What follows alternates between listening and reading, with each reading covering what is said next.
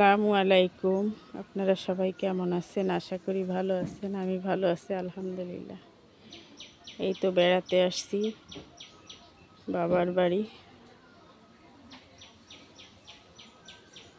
আপনাদের সঙ্গে একটু শেয়ার করছি।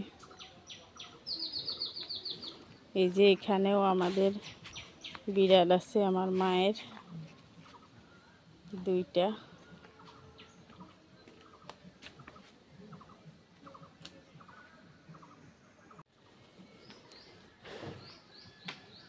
আপনাদের দেখাচ্ছি আমার সোয়াইব কি করতেছে। এই যে নানা বাড়ি এসে আমার আব্বার সবেদা গাছ আছে। এই যে আমাদের সবেদা গাছে উঠে সবেদা পাড়তেছে। এই যে সোয়াইব, এই যে এদিক তাকাও।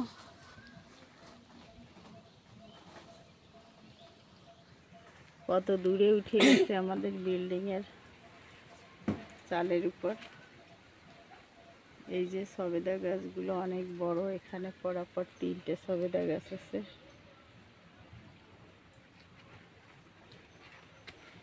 এই আর একটা।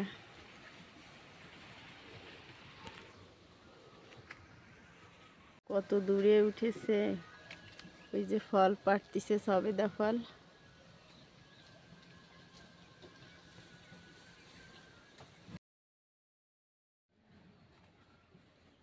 ওইখানে রান্না করতেছে বাইরের চুলায়।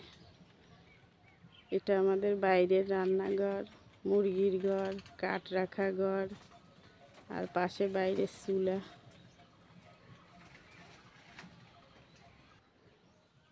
এখানে পুকুরের পানি শুকায় কি হয়ে গেছে দেখেন।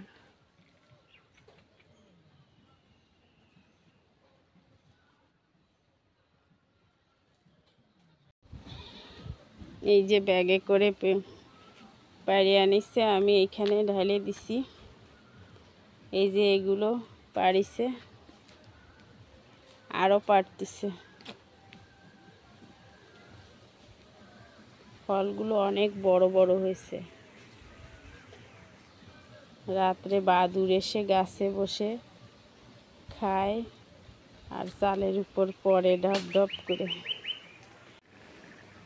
এখানে বাইরে মাটির চুলোয় রান্না হচ্ছে। গ্রামে মাটির চুলো যেমন হয়, চুলোর পাশও এই সেরকমই।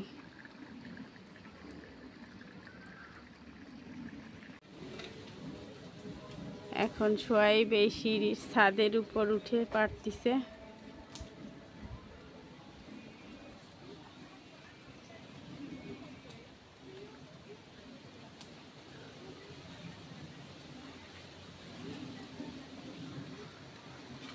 ওই যে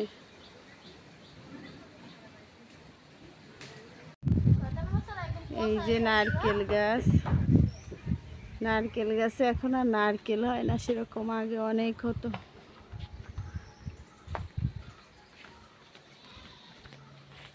কত ডাব খাইছি এই গাছ থেকে।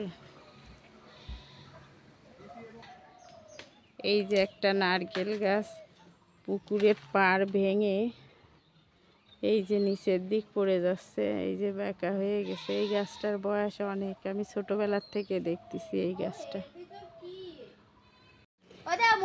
এই যে আরো আরো পাড়িয়ে আনিছে। এই যে ডালে দিল মধু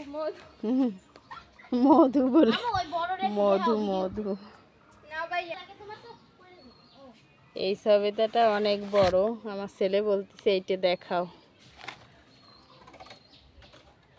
সোয়াইব বলতেছে আজকের দুপুরের খাবার এই যে কই মাছ ভুনা, ট্যাংরা মাছ, বেগুন আলু টমেটো দিয়ে রান্না, ডাল, ভাত নিয়েছি। এখন খাওয়া শুরু করব। যে এখানে ভাত, গ্রামের বাড়ি যেমন হয় সেরকমই।